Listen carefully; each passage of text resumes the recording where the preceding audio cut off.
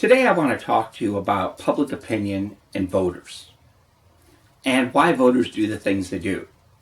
One of the concepts in public opinion and voting is a concept called political socialization. The values you have plus your opinions get you to your political socialization, the process of the introduction to political culture, the things that make you the Democrat, Republican, liberal or conservative or politically apathetic person that you are today. What got you to where you are today? Think about your own values. How did it happen? Well, I'll tell you. First, family. If you grew up in a household that was politically interested, you're more likely to have interest in politics. If you grew up in a family that was more liberal, you're more likely to be liberal. Family is an important element in politics. Another important element is education. If you went to a private school, more likely to be a Republican family. Public school, a Democratic family. If you get a lot of education, like a master's or PhD, more likely to be a Democrat. Very little education, Democrat. High school graduate, college graduate with a bachelor's degree, could be a Republican. But education plays an important element.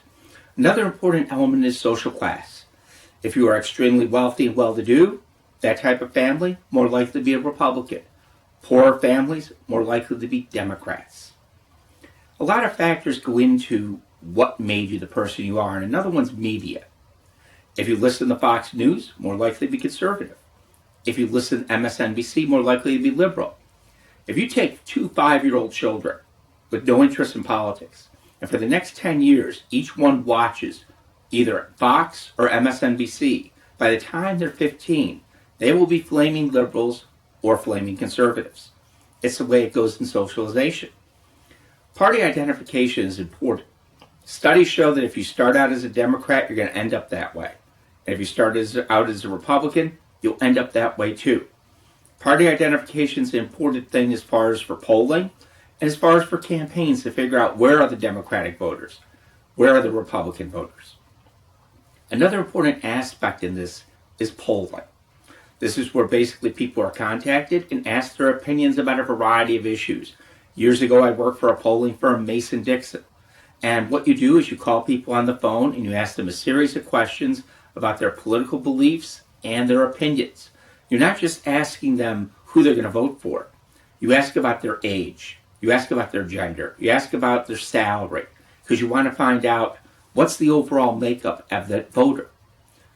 One thing they talk about in polling is called a sampling error. Most polls will always say that they're off by 4.5%. And that is standard because generally voters can misunderstand a question or be leery of answering the question a certain way. So they may not understand the question or give false information in being surveyed.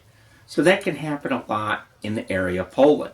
And polling is an important element for candidates. You want to find out what makes the voters tick. You want to find out what is the issue they care about, because you want to be talking about that issue when it comes to public opinion. You want to find out where the voters stand on things. And it's a very important element in politics. Polling firms will spend a lot of money and candidates will spend a lot of money contacting voters to find out what is on their mind. Why do they feel a certain way? As I said, polling's not perfect, but the polling in 2016 on election day showed Hillary Clinton would win. But it was within the margin of error of 4%. And in the end, Donald Trump was elected President of the United States. A few last little thoughts I want to give to all this related to public opinion and voters.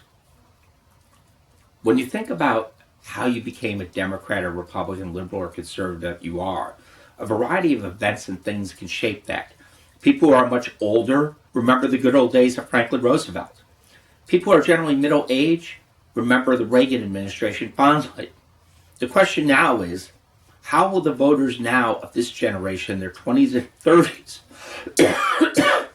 view President Trump and view a variety of things, including even President Obama and a variety of candidates up for election?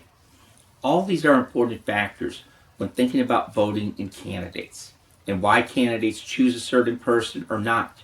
But the overall makeup of the voter is a fascinating thing, and a variety of studies have been done to find out why someone is the voter they are as far as values and opinions.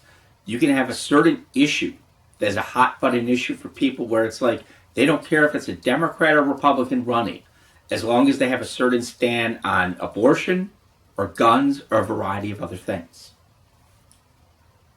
Most importantly of all, take care. Have a great day.